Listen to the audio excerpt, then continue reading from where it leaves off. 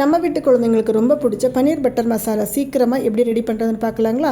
ஸ்டவ்வில் ஒரு பேன் வச்சு சூடானதுமே கொஞ்சமாக பட்டர் சேர்த்திக்கோங்க, கூடவே கொஞ்சம் எண்ணெயும் சேர்த்திக்கோங்க.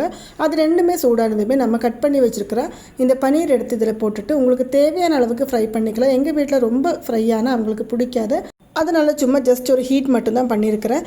அது ஃப்ரை பண்ணிவிட்டு நம்ம ஒரு சைடில் வச்சுக்கலாம். கூடவே ஒரு கடாய் அடுப்பில் வச்சுட்டு அதுலேயும் கொஞ்சம் பட்டர் அதே மாதிரி ஆயில் சேர்த்துட்டு 2-3 பல் பூண்டு, அதே மாதிரி 2 பெரிய வெங்காயம் நீட்ட வாக்கில் கட் பண்ணி வச்சது, 2 பச்சை மிளகாய் இதெல்லாம் போட்டு நல்லா ஃப்ரை பண்ணிக்கோங்க. கூடவே ஒரு சின்ன சைஸ் இஞ்சியும் அதே மாதிரி 4-5 முந்திரி பருப்பும் போட்டு நல்லா வதக்கி விட்டுக்கோங்க. அதுக்கப்புறம் கொஞ்சமாக 2 இலை மல்லி இலையும் போட்டுட்டு 2 தக்காளியும் போட்டுட்டு நல்லா வதக்கி விட்டுருங்க.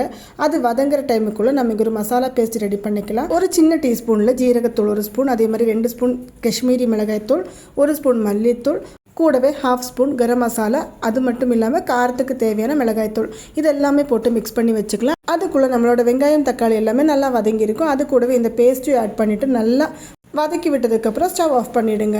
இது சூடானதுமே ஒரு மிக்ஸி ஜாரில் போட்டு நல்லா பேஸ்ட் பண்ணி வச்சுக்கோங்க. இந்த டைமில் மறுபடியும் கடாய் சூடு பண்ணிவிட்டு நம்ம அதில் கொஞ்சம் பட்டர் எண்ணெய் சேர்த்துட்டு கொஞ்சமாக ஜீரகம், அதே மாதிரி நம்ம 2 வரமிளகா போட்டுட்டு நல்லா பொரிய விட்டுக்கலாம்.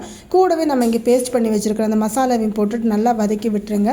இதில் ஆயில் பிரிஞ்சு வர்ற வரைக்கும் நம்ம வதக்கி எடுக்கணும். இந்த ஆயில் பிரிஞ்சு வர்றதுக்கு கொஞ்சம் ஒரு மூடி போட்டு மூடி வச்சுக்கலாம். அதுக்கப்புறம் நமக்கு தேவையான தண்ணி ஊற்றிட்டு நல்லா கொதி வந்ததுக்கப்புறம் நம்ம இங்கே ஃப்ரை பண்ணி வச்சுருக்கிற பன்னீர் எடுத்து போட்டுட்டு நல்லா கொதிக்க விட்டுக்கலாம். அப்போ அவ்வளோதாங்க, நம்மளோட சூப்பரான பன்னீர் பட்டர் மசாலா ரெடி. அப்போ இந்த வீடியோ இவ்வளோதாங்க. இந்த வீடியோ உங்களுக்கு பிடிச்சிருந்தா மறக்காமல் சப்ஸ்கிரைப் பண்ணுங்கள். ஓகேங்க, பை. நெக்ஸ்ட் வீடியோவில்